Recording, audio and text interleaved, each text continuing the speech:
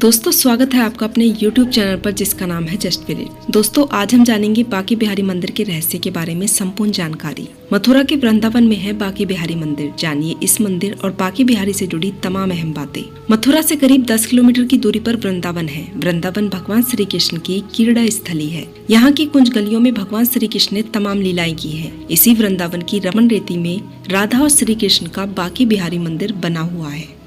इस मंदिर की देश ही नहीं बल्कि विदेशों में भी काफी मान्यता है। दूर दूर से भक्त यहाँ आकर बांके बिहारी के दर्शन और उनका आशीर्वाद लेते हैं। इस मंदिर से जुड़ी ऐसी तमाम रोचक बातें हैं जिसके बारे में शायद आप नहीं जानते होंगे। आइए बताते हैं आपको बांके बिहारी मंदिर की 10 बड़ी बातें। तानसेन के गुरु स्वामी हरिदास ने की थी स्थापना। बांके बिहारी मंदिर की स्थापना स्वामी हरिदास ने की थी। स्वामी हरिदास जी प्राचीन काल के मशहूर गायक तानसेन के गुरु थे। स्वयं प्रकट हुई थी मूर्ति। स्वामी हरिदास भगवान श्री कृष्ण के भक्त थे।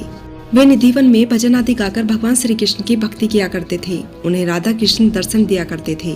एक दिन वृंदावन के लोगों ने हरिदास जी से कहा कि वो भी राधा कृष्ण के दर्शन करना चाहते हैं। तब हरिदास जी ने राधा कृष्ण की आराधना कर लोगों की बात उनसे कही। ध्यान व पूजा के बाद जब उनकी आंखें खुली तो इस मूर्ति को अपने समक्ष पाया था। मंदिर बनने से पहले निधिवन में होती थी पूजा। मूर्ति प्राप्त होने के बाद स्वामी हरिदास ने शुरुआत में तो बांके बिहारी जी की निधिवन में ही सेवा की। फिर बाद में जब मंदिर का निर्माण कार्य संपन्न हो गया तब उनको मंदिर में आम जनता के दर्शन के लिए स्थापित किया गया। राधा श्री कृष्ण का विग्रह रूप है बांके बिहारी। बांके बिहारी राधा कृष्ण का विग्रह रूप यानी सम्मिलित रूप है। यही कारण है कि बांके बिहारी जी के श्रृंगार में आदि मूर्ति पर महिला और आदि मूर्ति पर पुरुष का श्रृंगार किया जाता है। मूर्ति के आगे हर 2 मिनट में लगाया जाता है पर्दा। श्री बांके बिहारी जी की मूर्ति के आगे हर 2 मिनट के अंतराल पर पर्दा लगाया जाता है। इसके पीछे मान्यता है कि उनकी छवि को लगातार प्रेम पूर्वक एकटक निहारते रहने से वो भक्त के भक्ति के वंशीभूत होकर उनके साथ चले जाते हैं।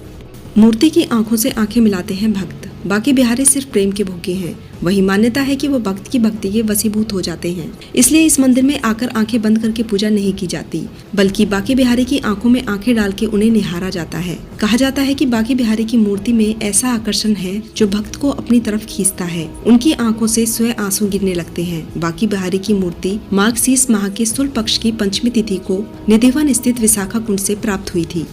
बांके बिहारी की प्रकाट्य तिथि हर साल विहार पंचमी के रूप में बड़े उल्लास के साथ मनाई जाती है। इस दिन वृंदावन में कई धार्मिक आयोजन होते हैं। बिहार पंचमी के दिन चरणामृत के रूप में भक्तों को पंचामृत बांटा जाता है। सिर्फ जन्माष्टमी पर ही होती है मंगला आरती। बांके बिहारी जी के मंदिर में मंगला आरती साल में केवल एक ही दिन जन्माष्टमी को ही होती है। इस दिन बांके बिहारी जी के दर्शन सौभाग्यशाली को ही प्राप्त होते हैं। अक्षय तृतीया पर होते हैं चरण दर्शन। बांके बिहारी जी के चरण दर्शन केवल अक्षय तृतीया के दिन ही होते हैं। मान्यता है कि इस दिन चरण कमलों का जो भी दर्शन करता है उसका तो बेड़ा पार ही हो जाता है। इसलिए कहा जाता है बांके बिहारी। भगवान श्री कृष्ण को बांके बिहारी नाम स्वामी हरिदास ने दिया था। भगवान श्री कृष्ण की हर मुद्रा को बांके बिहारी नहीं कहा जाता, बल्कि 3 कोण पर झुकी हुई मुद्रा वाले श्री कृष्ण को ही बांके बिहारी नाम से पुकारा जाता है। 3 कोण यानी होठों पर बांसुरी लगाए, कदम के वृक्ष से कमर टिकाए और एक पैर में दूसरे को फंसाए हुए मुद्रा को ही श्री कृष्ण को बांके बिहारी कहा जाता है।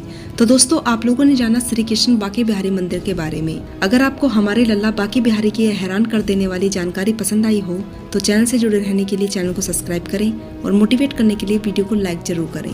तो दोस्तों मिलती हूँ आप लोगों से अगली बार ऐसे ही अन्य मंदिर के बारे में जानकारियाँ लेकर। तब तक के लिए आप अपना ध्यान रखें, खुश रहें। जय सनातन, जय श्री राम।